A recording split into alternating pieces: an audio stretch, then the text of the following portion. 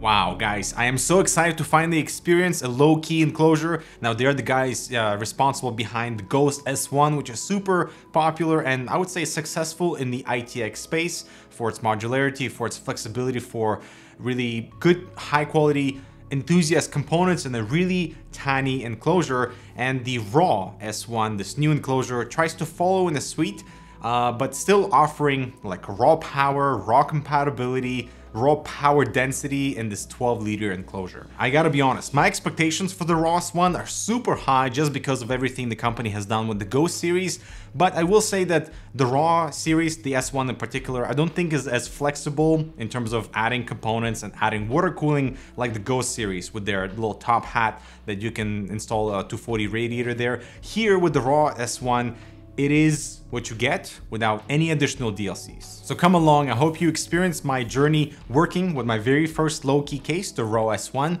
right after this. Productivity is choosing to get things done on time, and finding the right tool for the right task is important. You want a display that's big enough to accommodate your content, but also color accurate to put a smile on your face. Build quality that defines exceptional craftsmanship, but also light enough to accommodate you during travel. Performance that speeds up your workflow with Intel's 11th Gen Core series processors, and the battery life that lasts you for an entire day thanks to Intel's Evo certification, along with flexible connectivity like Thunderbolt 4 and HDMI to expand your lifestyle. Meet the Racerbook 13, the ultimate productivity laptop. Alright, so first of all, I love the towering ITX form factor for two reasons. Number one, it minimizes footprint on your desk because the case is vertical, not horizontal. And number two, that vertical space allows for massive GPU support, so you don't have to expand the case in any other direction, but in height. So here, it looks very similar to my Corsair One in terms of size and actual dimensions too. Very similar in size to the Meshalicious as well, and slightly smaller than the now recalled NZXT H1. In terms of materials, it is thick aluminum, so one solid shell on the exterior with those beautiful ventilation patterns that look kind of random, but also fit exactly where ventilation needs to happen. There are some plastic pieces, both on the top and the bottom of the frame, which kind of eliminates that premium feeling of an otherwise really solid enclosure. And once you remove the shell, you can see there is a bit of flexing going on in that middle spine where your hardware sits and the base floor, which actually is mainly plastic, like the surrounding bits.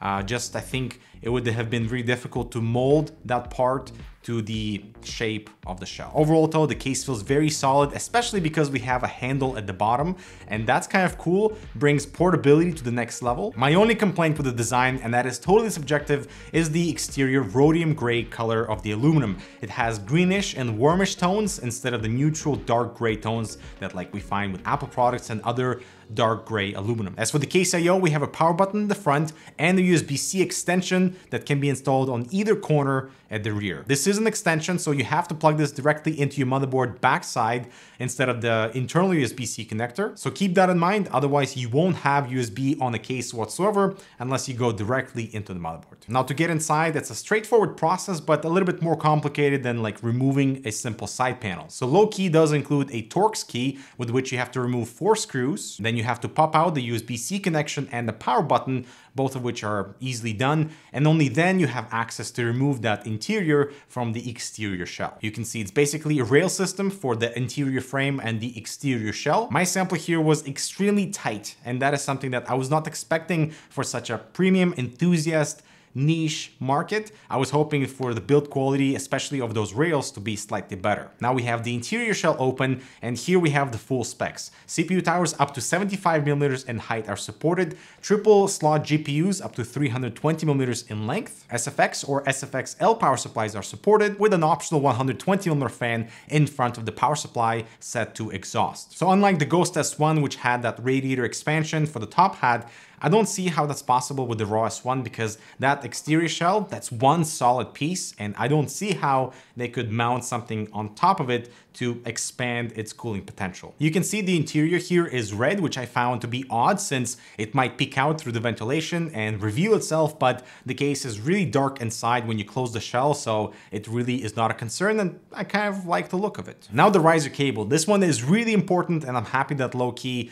did it right. So it's a PCIe Gen 4 riser cable. If you haven't seen our video on the issues you might experience with riser cables, check it out over here. But here, you can plug in a Gen 4 GPU with a Gen 4 compatible motherboard and everything should work just fine. The riser cable is blue, but it is wonderfully flexible, allowing you to pass it underneath the motherboard and plug it into the PCI slot on the motherboard without any issues whatsoever. This might be my favorite riser cable experience as of yet. Now for the main assembly, I was kind of dreading the part where I have to do cable management because I absolutely hate cable management in tiny ITX cases, but here, because the shell is out, everything is exposed, so you have full access to 360 degrees around the enclosure, letting you route the cables in a completely zero stress manner. Because the motherboard and the GPU are separated in those two chambers, the cables don't really mix, so you can do a really clean job on the main chamber and only then route the cables behind the motherboard for the graphics card. I am very proud at how everything turned out in terms of cable management, even though I am using the shorter ITX cables for my SFX power supply. The only downside in the entire user assembly and the user guide is the optional 120mm fan mount in front of the power supply. Based on the user manual, you mount that last, but there's no way to access the screws in front of the power supply because there's no clearance for your screwdriver because the power supply is right there. So you can either use rubber screws like I did here with Noctuas, or mount the fan first and only then mount the power supply. But then also you have to deal with that really tiny amount of space in front of the power supply and the fan for all your cables. So luckily they were able to jam in there just fine, but it did require some force to kind of mount that bracket back in. The good thing is that we have lots of room between the power supply and that middle spine to stash your like 24-pin cable, like all the excess cables in there, and also route the PCI cables through it into the back chamber. You really have to make sure all your cables are collected and as tight as possible, especially because you'll be populating that interior back into a really confined shell. I would recommend turning on the system before inserting the shell back on, and just as with the beginning, that whole process of reinserting the shell into the frame was extremely tight, to the point where I felt nervous of having my fingers around the frame because the rail system is really tight, but what if on one section it just goes in smoothly and like I damage a finger or something? And that is not something you want to experience on such a enthusiast, high-level, niche, expensive enclosure. And so let's talk about the price, shall we? So this thing is going to launch at 299 euros or 329 US dollars. Woo! It is designed in Sweden and also made in Sweden, so that will give you the low price premium. But I was expecting to have slightly better experience overall, not just because of the rail system, but because of some imperfections on the aluminum edges, especially around the handle, that were quite sharp and not as refined as they should be. I also don't really like some of the plastic pieces, but I understand why they're there because molding that shape in aluminum would have been even more expensive. The GPU mount here is completely toolless, just requires you to screw back that big thumb screw at the bottom that holds the GPU in place. And really the only limiting factor with components and compatibility would be the CPU cooler, because like the best one right now under 75mm would be like the Noctua LH12S, which I installed, and it does perform very well in like a default non-overclocked scenarios, but I am using the same system as I test with all my ITX systems, and you can see with the shell and without the shell temperatures for both the CPU and the GPU. So let's ignore the CPU temperature because I have overclocked the CPU to 5 GHz, so it is going extremely out of bounds for what this tiny cooler can handle, but it's still performing very well without throttling, which I found to be very impressive. But the GPU temperatures here are really impressive overall. There's plenty of room between a dual slot GPU and the shell to not create turbulence for airflow, but as soon as you go into like the 2.5 slot, 3 slot cards, then that fan will be right against the shell. That might create turbulence and might create additional noise as a result. As for noise at full power, it's going to be loud, but with some tweaking with the fan curves, especially for the CPU tower and that optional 120mm fan, which is actually louder than my CPU tower heatsink, it's totally manageable, but take a listen for yourself.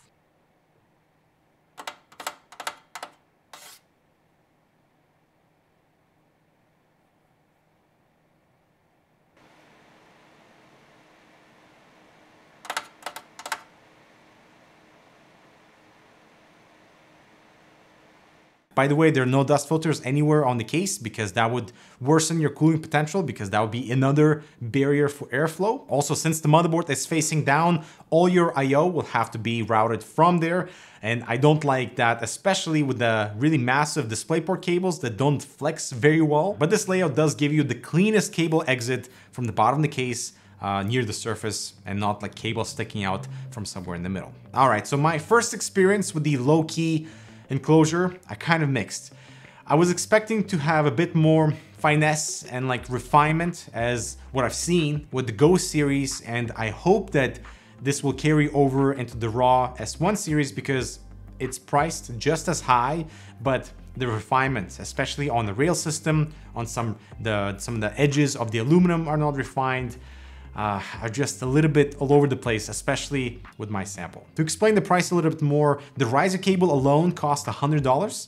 That is a third of the price for the RAW S1. Let that sink in for a little bit, but it's also approaching that really enthusiast niche, really small market. So $300 for people who want to build in this vertical tower probably won't be like such a deal breaker, especially when you have to consider the limitations with cooling both for the GPU and CPU versus something slightly bigger that can accommodate like a 240 radiator. But the Ghost S1 already does that, so I get that they want to do something different with the RAW S1. At the end of the day, I feel like they've checked off the mark about massive GPU support. Cable management was surprisingly simple despite having such compact, dense package. And it also has a built-in handle that's actually built into that spine, so it's not like attached to something, so it won't go anywhere, and it gives me confidence of carrying the system around without any issues. But on the other hand, it does lock you in a certain path for your CPU choice and your CPU tower heatsink of choice as well, because of that small 75mm tower clearance. But it's something that many Louqe users have already accepted, and I feel like they're just continuing with that trend. All right, guys, so I hope you enjoyed. Let me know what you think of the Louqe RAW S1 down in the comments. Subscribe, check out this other relevant content. I'll talk to you in the next video.